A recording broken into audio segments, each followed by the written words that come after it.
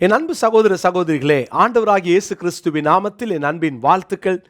இன்றைய முத்து எனும் இந்த சிறிய தியானத்தில் ஒவ்வொரு நாளும் கர்த்தருடைய பெரிதான கிருபையினாலே நாம் உபவாசம் என்ற தலைப்பிலே தியானித்து வருகிறோம். இன்றைக்கும் வேதாகமத்தினுடைய 12வது உபவாசமாக நெகேமியாவின் உபவாசம் என்ற தலைப்பிலே உங்களோடு கர்த்தருடைய வார்த்தையை பகிர்ந்து கொள்கிறேன்.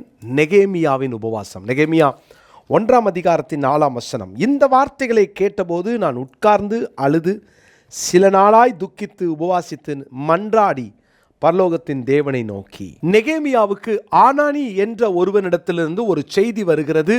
எருசலேம் இப்பொழுது பாழாய் கிடக்கிறது, அங்கே மகா தீங்கையும் நிந்தையும் அந்த ஜனங்கள் அனுபவிக்கிறார்கள். ஏன்னா ஆலயம் கட்டப்பட்டு விட்டது செருபாபேல் மூலமாய். இரண்டாவதாக இந்த எஸ்ரா மூலமாய் ஆத்துமாக்கள் கட்டப்பட்டார்கள். மூன்றாவது இந்த நெகேமியாவுக்கு வந்த செய்தி அலங்கமில்லாத ஒரு எருசலேம். எனவே இந்த செய்தியை கேட்டான். செய்தி கேட்டவுடனே நெகேமியா டிஸ்டர்ப் ஆயிட்டார்.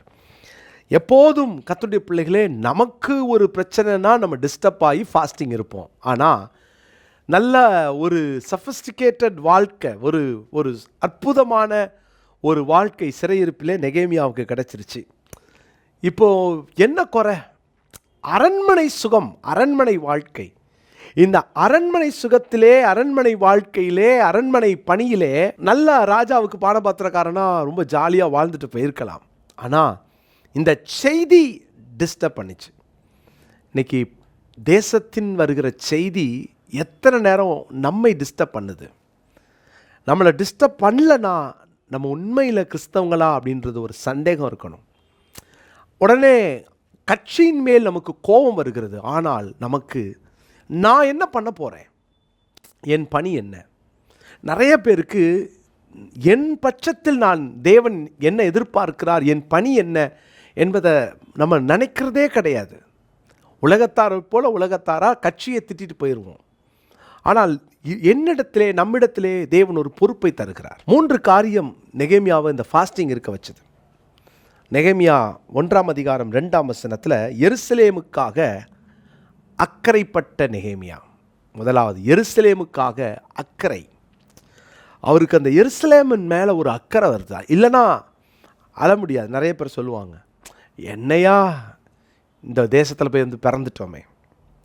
நெகேமியா எருசலேமை விட்டாலும் எருசலேம் மேல் இருக்கிற அக்கறையை அவர் விடவில்லை. இரண்டாவதாக எருசலேமின் அலங்கோலத்தை கேள்விப்படுகிறார். 3ஆம் வசனம். முதலாவது எருசலேமின் மேல் அக்கறை, இரண்டாவது எருசலேமினுடைய அலங்கோலம். மூன்றாவது எருசலேமுக்காக அழுகை. 4ஆவது வசனம் எருசலேமுக்காக அழுகை. என்னைக்கு நம்முடைய தேசத்தின் நிலைமைக்காக அக்கறைப்பட்டிருக்கிறோம், அலங்கோலங்களை கவனிக்கிறோம், அழுதிருக்கிறோம்? இந்த 3ஐயும் நெகேமியா வாழ்க்கையில் சந்தித்ததுனால ஃபாஸ்டிங்கில் அவர் உட்கார்ந்து அழுகிறார். இந்த கண்ணீர் ஜபம், இந்த உட்கார்ந்து அழுது துக்கித்து உபவாசித்து, இதில் பார்த்தீங்கன்னா சில நாளாய், 2ஓ 3ஓ தெரியாது, சில நாளாய் அவர் துக்கித்து ஃபாஸ்டிங் இருக்கிறார். இந்த ஃபாஸ்டிங் ஒரு பெரிய மாற்றத்தை ஏற்படுத்துது. ராஜா முகத்தை பார்க்குறாரு, நீ சரியில்லையே, உன் மூஞ்சி சரியில்லையேன்னு சரியாக கேட்குறாரு. ராஜாவுக்கு நெகேமியா மேலே இருக்கிற அக்கறையை பாருங்கள். ஸோ ராஜா கிட்ட சொல்ல, ராஜா இவருக்கு எல்லாவற்றையும் கொடுத்து அனுப்பி அலங்கம் கட்டப்படுகிறது 52 நாட்களில். பிரியமானவர்களே, நான் 3 காரியம், இந்த ஃபாஸ்டிங்னால் நடந்த 3 காரியத்தை சொல்ல விரும்புகிறேன். ஒன்று, நெகேமியா 2ஆம் அதிகாரத்தின் 18ஆம் வசனத்திலே, என் தேவனுடைய கரம் என்மேல் நன்மையாக இருக்கிறதையும் ராஜா என்னோடு சொன்ன வார்த்தைகளையும் அவர்களுக்கு அறிவித்தேன். அப்பொழுது அவர்கள் எழுந்து கட்டுவோம் வாருங்கள் என்று சொல்லி அந்த நல்ல வேலைக்கு தங்கள் கைகளை திடப்படுத்தினார்கள். மனுஷ தயவு கிடைக்குது. ஃபாஸ்டிங்கில் மனுஷ தயவை பெற்றுக்கொள்ளுகிறான். எனக்காக யாராவது சிபாரிசு செய்யுங்கள் என்ற ஃபாஸ்டிங் இல்லை, இங்கே மனுஷ தயவை பெற்றுக்கொண்ட நெகேமியா. காரணம், அவர் ஃபாஸ்டிங் இருக்கிறார். பிரியமானவர்களே, ஃபாஸ்டிங்கில் தேவன் நமக்கு மனுஷ தயவை தருவார். இதுதான் இங்கே நடந்தது. நெகேமியா 2:18 இன்றைக்குரிய மனப்பாட வசனமாக குறித்து கொள்ளுங்கள். நெகேமியா 2:18 ஃபாஸ்டிங் நமக்கு மனுஷ தயவை பெற்றுக் கொடுக்கும். இரண்டாவதாக நெகேமியா 6ஆம் அதிகாரத்தின் 3வது வசனம். நெகேமியா 6:3. அப்பொழுது நான் அவர்களிடத்திற்கு ஆட்களை அனுப்பி, நான் பெரிய வேலையை செய்கிறேன், நான் வரக்கூடாது. நான் அந்த வேலையை விட்டு உங்களிடத்திலே வருவதனால் அது மினக்கட்டு போவானேன் என்று சொன்னேன். இங்க சத்துருக்கள் சன்பல்லாத் தொபியாலாம் கூப்பிடுறாங்க, வா பேசி முடிச்சுக்கலாம், நீ நிறுத்து, கட்டாத அப்படின்லாம் சொல்கிறாங்க. ஆனால் ஒரு வார்த்தையை சொல்கிறாரு, நான் பெரிய வேலை செய்கிறேன், என்னை டிஸ்டர்ப் பண்ணாத. தரிசனத்தில் உறுதி. 2வது தரிசனத்தில் உறுதி. தயவு பெறுகிறார். 2வது தரிசனத்தில் உறுதி பெறுகிறார். ஃபாஸ்டிங் இருக்கும் போதெல்லாம் உங்கள் தரிசனம் இன்னும் ஸ்ட்ரென்தன் ஆகும். தரிசனத்தில் ஒரு கிளாரிட்டி கிடைக்கும். ஃபாஸ்டிங் இருந்து பாருங்கள். ஃபாஸ்டிங் இருந்து தேவ சமூகத்தில் விழுந்து அங்கே ஜெபம் பண்ணிட்டு வெளியே வாங்கலை, உங்கள் விஷன் கிளாரிட்டி கிடைக்கும். நிறைய பேர் நம்ம ஃபாஸ்டிங்கே நமக்காக தானே இருக்கிறோம். அதனால தான் நம்ம குடும்பத்துக்கு நன்மை நடக்கும், ரைட். ஆனால் நம்மை குறித்து தேவ திட்டம், தேவ நோக்கம் எப்போ நிறைவேறும், என்னைக்கு நடக்கும்?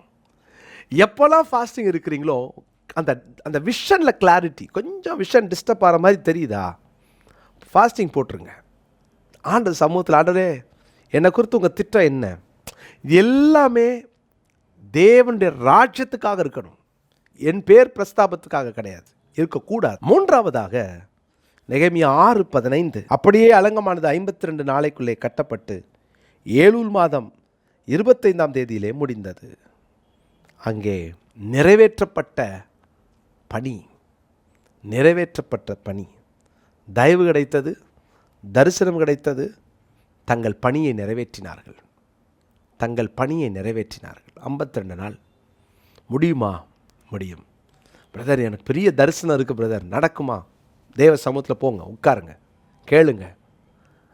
அந்த தரிசனம், தேவன் கொடுத்த திட்டம், பணி, உறுதியாக இருங்க, கர்த்தர் செய்வார். எப்போல்லாம் கொஞ்சம் கிளாரிட்டி குறையுதோ தேவ சமூகத்தில் உட்கார்ந்துருங்க, கர்த்தர் உங்களுக்கு கிறிஸ்டல் கிளியராக காரியங்களை வாய்க்க பண்ணுவார். ஜெபிக்கலாமா? நல்ல தகப்பனே, எங்கள் தரிசனத்தில் எப்போதும் தெளிவு இருக்கட்டும், உறுதிப்பாடு இருக்கட்டும். தேவன் கொடுத்த பணியை நிறைவேற்ற வேண்டும் என்ற அந்த சரியான திட்டத்தோடு எங்கள் பணிகளை செய்ய கிருபை பாராட்டும். தாழ்த்துகிறோம், அர்ப்பணிக்கிறோம், ஒப்பு கொடுக்கிறோம்.